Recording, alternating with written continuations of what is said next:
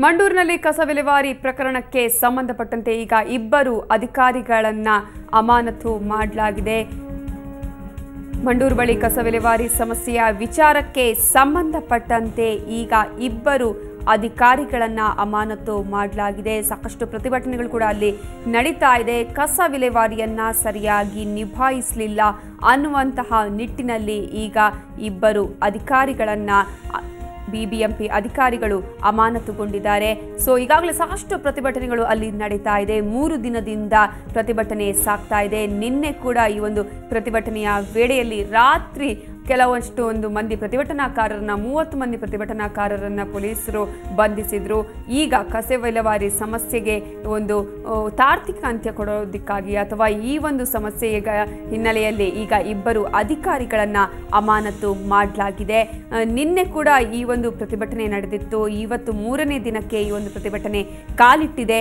ಈಗ ಕಸ ವಿಲೇವಾರಿ ಸರಿಯಾಗಿ ನಿಭಾಯಿಸದಂತಹ ಹಿನ್ನೆಲೆಯಲ್ಲಿ ಇಬ್ಬರು ಬಿಬಿಎಂಪಿ ಅಧಿಕಾರಿಗಳನ್ನ ಅಮಾನತು ಮಾಡಲಾಗಿದೆ. ಅರ್ಜೆಂಟ್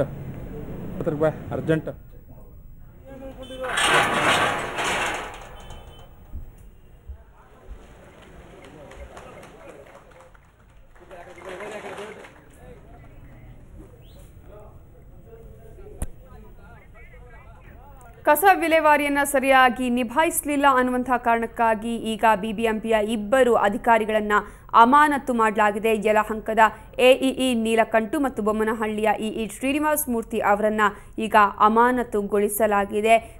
ಮಂಡೂರಿನಲ್ಲಿ ಕಸ ವಿಲೇವಾರಿ ಸಮಸ್ಯೆ ಸಾಕಷ್ಟು ದಿನಗಳಿಂದ ಕೇಳಿ ಬರ್ತಾ ಇತ್ತು.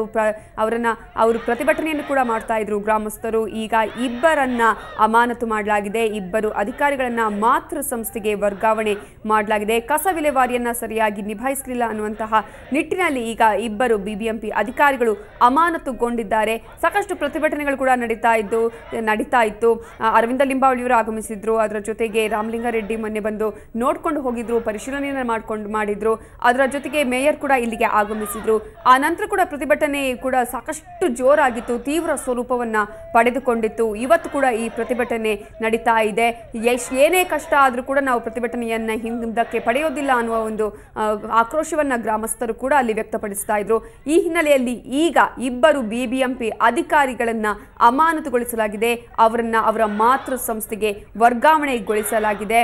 ಈಗಾಗಲೇ ಇಲ್ಲಿ ಇಬ್ಬರು ಅಧಿಕಾರಿಗಳು ಅಮಾನತುಗೊಂಡಂತಹ ಹಿನ್ನೆಲೆಯಲ್ಲಿ ಯಲಹಂಕದ ಎಇಇ ಆಗಿರುವಂತಹ ನೀಲಕಂಠ, ಅದರ ಜೊತೆಗೆ ಶ್ರೀನಿವಾಸ ಮೂರ್ತಿ ಅವರನ್ನ ಈಗ ಅಮಾನತುಗೊಳಿಸಲಾಗಿದೆ. ಈ ಬಗ್ಗೆ ಮಾತನಾಡೋದಕ್ಕೆ ನಮ್ಮ ರಿಪೋರ್ಟರ್ ಶಂಕರ್ ಪಾಗೋಜಿ ಈಗ ದೂರವಾಣಿ ಸಂಪರ್ಕದಲ್ಲಿದ್ದಾರೆ. ಶಂಕರ್ ಪಾಗೋಜಿ, ಈಗಾಗಲೇ ಈ ಒಂದು ಪ್ರತಿಭಟನೆ ಸಾಕಷ್ಟು ತೀವ್ರವಾದ ಸ್ವರೂಪವನ್ನ ಪಡ್ಕೊಳ್ತಾ ಇದೆ. ಆದರೆ ಇನ್ನೊಂದು ಕಡೆ ಈಗ ನೋಡೋದಾದ್ರೆ ಇಬ್ಬರು ಬಿಬಿಎಂಪಿ ಅಧಿಕಾರಿಗಳನ್ನ ಅಮಾನತು ಮಾಡಲಾಗಿದೆ. ಇವರಿಬ್ರು ಯಾರು, ಯಾವಾಗ ಈ ಆದೇಶವನ್ನ ಹೊರಡಿಸಲಾಗಿದೆ? ನವಿತಾ, ಏನು ಕಸ ವಿಲೇವಾರಿಗೆ ಸಂಬಂಧಪಟ್ಟಂತೆ ಏನು ಬೆಂಗಳೂರು ನಗರ ಉಸ್ತುವಾರಿ ಸಚಿವರಾಗಿಂತ ರಾಮಲಿಂಗಾರೆಡ್ಡಿ ಅವರು ಈಗ ಮಾಧ್ಯಮಗಳ ಜೊತೆ ಮಾತಾಡ್ತಾ ಹೇಳಿದ್ರು, ಈ ವಿಷಯ ಸಂಬಂಧಪಟ್ಟಂತೆ ಸರ್ಕಾರ ಕಠಿಣ ನಿಲುವುಗಳನ್ನ ತೆಗೆದುಕೊಳ್ತಾ ಇದೆ. ಯಾರು ಸರಿಯಾಗಿ ಕೆಲಸ ಮಾಡ್ತಾ ಇಲ್ಲ ಅಂತವರನ್ನ ಕೆಲಸದಿಂದ ಅಮಾನತು ಮಾಡುವಂತದ್ದಾಗಿರ್ಬೋದು, ಮತ್ತೆ ಬೇರೆ ಬೇರೆ ಇಲಾಖೆಗಳಿಂದ ಬಂದು ಬಿಬಿಎಂಪಿಯಲ್ಲಿ ಏನ್ ಬೀಡು ಬಿಟ್ಟಿದ್ದಾರೆ ಅಂತ ಅಧಿಕಾರಿಗಳನ್ನ ಮಾತೃ ಇಲಾಖೆಗೆ ಕಳಿಸುವಂತ ಒಂದು ಕ್ರಮವನ್ನು ಕೂಡ ಸರ್ಕಾರ ಮಾಡ್ತಾ ಇದೆ ಅನ್ನುವಂತ ಒಂದು ಮಾತನ್ನ ಹೇಳಿದ್ರು. ಈಗ ಇನ್ನು ಮಂಡೂರಿನ ಸಮಸ್ಯೆ ಕುರಿತಂತೆ ಮತ್ತು ಬೆಂಗಳೂರಿನ ಏನು ಕಸ ವಿಲೇವಾರಿ ಸಮಸ್ಯೆ ಏನು ಉದ್ಭವ ಆಗ್ತಾ ಇದೆ, ಇನ್ನಷ್ಟು ಉಲ್ಬಣಗೊಳ್ತಾ ಇದೆ, ಅದರ ಸಲುವಾಗಿನೇ ಇಬ್ಬರು ಅಧಿಕಾರಿಗಳು ಸರಿಯಾಗಿ ಕೆಲಸ ನಿರ್ವಹಿಸದೇ ಇದ್ದುದರಿಂದ ಅವರನ್ನ ಇಬ್ಬರು ಬಿಬಿಎಂಪಿಯ ಇಂಜಿನಿಯರ್ ಗಳನ್ನ ಅಮಾನತ್ ಮಾಡಲಾಗಿದೆ. ಮತ್ತೆ ಇಬ್ಬರು ಅಧಿಕಾರಿಗಳು ಏನು ಇಂಜಿನಿಯರ್ಗಳು ಸರಿಯಾಗಿ ಕೆಲಸ ಮಾಡದೇ ಇರೋದ್ರಿಂದ ಅವರನ್ನ ಮಾತೃ ಇಲಾಖೆಗೆ ಕಳಿಸಿಕೊಡಲಾಗಿದೆ ಅನ್ನುವಂತ ಒಂದು ಮಾತನ್ನ ಹೇಳಿದ್ರು. ಯಲಹಂಕದ ಎಇಇ ನೀಲಕಂಠ ಅನ್ನುವಂತವ್ರು ಮತ್ತೆ ಬೊಮ್ಮನಹಳ್ಳಿಯ ಎಕ್ಸಿಕ್ಯೂಟಿವ್ ಇಂಜಿನಿಯರ್ ಶ್ರೀನಿವಾಸ ಮೂರ್ತಿ, ಇವರಿಬ್ಬರನ್ನು ಕೂಡ ಅಮಾನತ್ ಮಾಡಲಾಗಿದೆ. ಮತ್ತೆ ಇಬ್ಬರು ಬೇರೆ ಬೇರೆ ಇಲಾಖೆಯಿಂದ ಏನು ಬಂದು ಬಿಬಿಎಂಪಿಯಲ್ಲಿ ಕೆಲಸ ಮಾಡ್ತಾ ಇದ್ರು. ಒಬ್ರು ನರಸಿಂಹಮೂರ್ತಿ ಅನ್ನುವಂಥವ್ರು ಎಕ್ಸಿಕ್ಯೂಟಿವ್ ಇಂಜಿನಿಯರ್ ಅವರು, ಆಮೇಲೆ ಲಿಂಗಣ್ಣ ಅನ್ನುವಂಥವ್ರು ಎಇಇ, ಈ ಇಬ್ಬರು ಅಧಿಕಾರಿಗಳನ್ನ ಅವರ ಮಾತೃ ಇಲಾಖೆಗೆ ವಾಪಸ್ ಕಳಿಸಲಾಗಿದೆ ಅನ್ನುವಂತ ಮಾತನ್ನ ಹೇಳಿದ್ರು. ಇದರ ಜೊತೆಗೇನೆ ಓಕೆ, ಶಂಕರ್ ಪಾಗೋಜಿ ಅವರ ಸಂಪರ್ಕ ಸರಿಯಾಗಿ ಸಿಗ್ತಾ ಇಲ್ಲ. ತಾಂತ್ರಿಕ ಕಾರಣದಿಂದಾಗಿ ಅವರ ಸಂಪರ್ಕ ಕಟ್ ಆಗಿದೆ. ಇನ್ನು ಇದು ಮಂಡೂರಿನ ಕಸ, ಮಂಡೂರಿನಲ್ಲಿ ಯಾವ ರೀತಿಯಂತಹ ಒಂದು ಕಸ ಅಲ್ಲಿ ಇದೆ ಅನ್ನೋದನ್ನ ನೋಡಿದ್ರಿ. ಈಗಾಗಲೇ ಸಾಕಷ್ಟು ಪ್ರತಿಭಟನೆಗಳು ಅಲ್ಲಿ ನಡೀತಾ ಇದೆ. ಈ ಹಿನ್ನೆಲೆಯಲ್ಲಿ ಕಸವನ್ನ ವಿಲೇವಾರಿ ಸರಿಯಾಗಿ ಮಾಡಿಲ್ಲ ಅನ್ನುವಂತಹ ನಿಟ್ಟಿನಲ್ಲಿ ಈಗ ಇಬ್ಬರು ಬಿಬಿಎಂಪಿ ಅಧಿಕಾರಿಗಳನ್ನ ಅಮಾನತುಗೊಳಿಸಲಾಗಿದೆ. ಅದರ ಜೊತೆಗೆ ಇಬ್ಬರು ಅಧಿಕಾರಿಗಳನ್ನ ಈಗ ವರ್ಗಾವಣೆ ಮಾಡಲಾಗಿದೆ. ಅವರ ಮಾತೃ ಸಂಸ್ಥೆಗೆ ಈಗ ಅವರನ್ನ ವರ್ಗಾವಣೆ ಮಾಡಲಾಗಿದೆ. ರಾಮಲಿಂಗಾರೆಡ್ಡಿ ಅವರು ಈಗಷ್ಟೇ ಈ ಒಂದು ಮಾತನ್ನ ಹೇಳಿದ್ದಾರೆ. ಯಾರು ಸರಿಯಾಗಿ ಕಾರ್ಯನಿರ್ವಹಿಸ್ತಾ ಇಲ್ವೋ ಅವರನ್ನ ಈ ರೀತಿಯಾದಂತಹ ಒಂದು ಶಿಕ್ಷೆಗೆ ಒಳಪಡಿಸಬೇಕಾಗತ್ತೆ. ಅದರ ಜೊತೆಗೆ ಅಮಾನತು ಮಾಡುವಂತಹ ಒಂದು ಕೆಲಸವನ್ನು ಕೂಡ ಮಾಡಬೇಕಾಗತ್ತೆ ಅನ್ನೋ ಒಂದು ಮಾತನ್ನ ರಾಮಲಿಂಗಾರೆಡ್ಡಿ ಅವರು ಹೇಳಿದ್ರು ಅನ್ನೋ ಒಂದು ಮಾಹಿತಿಯನ್ನ ನಮ್ಮ ರಿಪೋರ್ಟರ್ ಶಂಕರ್ ಪಾಗೋಜಿ ಕೊಟ್ಟಿದ್ದಾರೆ. ಸೊ ಈಗ ಇಬ್ಬರು ಬಿಬಿಎಂಪಿ ಅಧಿಕಾರಿಗಳು ಅಮಾನತು ಆಗಿದ್ದಾರೆ. ಅದರ ಜೊತೆಗೆ ಇಬ್ಬರು ಎಕ್ಸಿಕ್ಯೂಟಿವ್ ಇಂಜಿನಿಯರ್ಸ್ ಕೂಡ ಅವರ ಮಾತೃ ಸಂಸ್ಥೆಗೆ ವರ್ಗಾವಣೆ ಆಗಿದ್ದಾರೆ. ಇನ್ನು ಯಾವ ಸ್ವರೂಪವನ್ನ ಇದು ಪಡ್ಕೊಳ್ಳುತ್ತೆ ಅನ್ನೋದನ್ನ ಕಾದು ನೋಡಬೇಕಾಗಿದೆ.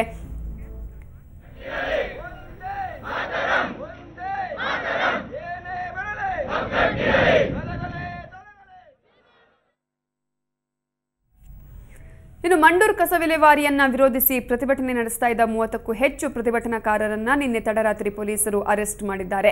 ಬಂಧಿತ ಮಂಡೂರು ಗ್ರಾಮಸ್ಥರನ್ನ ಆನೇಕಲ್ ಠಾಣೆಯಲ್ಲಿ ಇರಿಸಲಾಗಿದೆ. ಪ್ರತಿಭಟನಾಕಾರರ ಬಿಡುಗಡೆ ಮಾಡುವಂತೆ ಆಪ್ ಮುಖಂಡ ರವಿಕೃಷ್ಣ ರೆಡ್ಡಿ ಆಗ್ರಹಿಸಿದ್ರು. ಇದೇ ವೇಳೆ ಪ್ರತಿಭಟನಾಕಾರರನ್ನ ನೋಡಲು ಬಂದ ಮುಖಂಡನಿಗೆ ಪೊಲೀಸರು ತಡೆಯೊಡ್ಡಿದ್ರು. ಈ ವೇಳೆ ರವಿಕೃಷ್ಣ ರೆಡ್ಡಿ ಪೊಲೀಸರ ನಡುವೆ ಮಾತಿನ ಚಕಮಕಿ ನಡೆಯಿತು.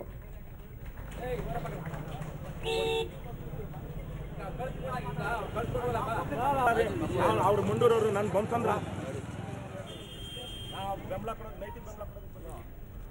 3 ದಿನಗಳಿಂದ ಮಂಡೂರಿನ ಕಸ ವಿಲೇವಾರಿಗೆ ಸಂಬಂಧಪಟ್ಟಂತೆ ಸಾಕಷ್ಟು ಪ್ರತಿಭಟನೆಗಳನ್ನು ನಡೆಸ್ತಾ ಇದ್ದಾರೆ ಗ್ರಾಮಸ್ಥರು. ಆದರೂ ಕೂಡ ಈ ಒಂದು ಸಮಸ್ಯೆಗೆ ಯಾವುದೇ ಪರಿಹಾರ ಸಿಗ್ತಾ ಇಲ್ಲ.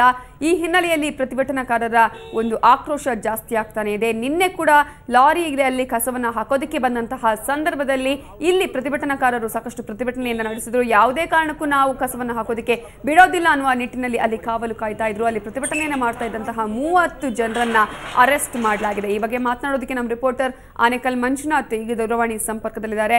ಮಂಜುನಾಥ್, ಈಗಾಗಲೇ ಪ್ರತಿಭಟನೆ ಮಾಡ್ತಾ ಇದ್ದಂತಹ 30 ಜನರನ್ನ ಆನೇಕಲ್ ಠಾಣೆಯಲ್ಲಿ ಇರಿಸಲಾಗಿದೆ, ಅರೆಸ್ಟ್ ಮಾಡಲಾಗಿದೆ. ಸೊ ಈಗ ಅವರನ್ನ ಬಿಡುಗಡೆಗೊಳಿಸುವಂತಹ ಸಾಧ್ಯತೆಗಳು ಏನಾದರೂ ಇದೆಯಾ, ಹೇಗೆ? ನವಿತಾ, ಏನು ಯಾವ ಒಂದು ಪ್ರತಿಭಟನೆಯ ಕಾವನ್ನ ಕಡಿಮೆಗೊಳಿಸುವಂತಹ ನಿಟ್ಟಿನಲ್ಲಿ ಸರ್ಕಾರ ಮಧ್ಯರಾತ್ರಿ ಅವರನ್ನ ಯಾವೊಂದು ಮಂಡೂರು ಗ್ರಾಮದಿಂದ ಪ್ರಮುಖವಾಗಿ ಯಾರೆಲ್ಲ ಪ್ರತಿಭಟನೆಯ ಮುಂಚೂಣಿಯಲ್ಲಿದ್ರು ಅವರನ್ನ ಬಂಧಿಸಿದ್ದೇನೆ, ಇದೀಗ ತೆಗೆದುಕೊಂಡು ಬಂದಿದ್ದೇನೆ, ಅಲ್ಲೇ ಪಕ್ಕದ ಠಾಣೆಗಳಲ್ಲಿ ಇರಿಸ್ಕೊಂಡ್ರೆ ಸಮಸ್ಯೆ ಆಗತ್ತೆ ಅಂತ ಹೇಳಿ ದೂರದ ಆನೇಕಲ್ ಠಾಣೆಯಲ್ಲಿ ಅವರನ್ನ ಇರಿಸಲಾಗಿದೆ. ಇನ್ನು ಇಲ್ಲಿ ಆಮ್ ಆದ್ಮಿ ಪಕ್ಷದ ಮುಖಂಡ ರವಿಕೃಷ್ಣ ರೆಡ್ಡಿ ಅವರು ಅವರನ್ನ ನೋಡ್ಬೇಕು, ಅವರ ಯೋಗಕ್ಷೇಮವನ್ನ ವಿಚಾರಿಸಬೇಕು, ಜೊತೆಗೆ ಅವರನ್ನ ಬಿಡುಗಡೆ ಮಾಡ್ಬೇಕು ಅಂತ ಹೇಳಿ ಬೆಳಗ್ಗೆ ಠಾಣೆಗೆ ಆಗಮಿಸಿದ್ರು. ಆದ್ರೆ ಪೊಲೀಸ್ನವರು ಇವರಿಗೆ ಒಳಗಡೆ ಹೋಗೋದಕ್ಕೆ ಅವಕಾಶವನ್ನ ಕೊಡ್ಲಿಲ್ಲ. ಆ ಒಂದು ಸಂದರ್ಭದಲ್ಲಿ ಪೊಲೀಸ್ ಅಧಿಕಾರಿಗಳು ಮತ್ತೆ ರವಿಕೃಷ್ಣ ರೆಡ್ಡಿಯ ನಡುವೆ ಮಾತಿನ ಚಕಮಕಿ ನಡೆಯಿತು.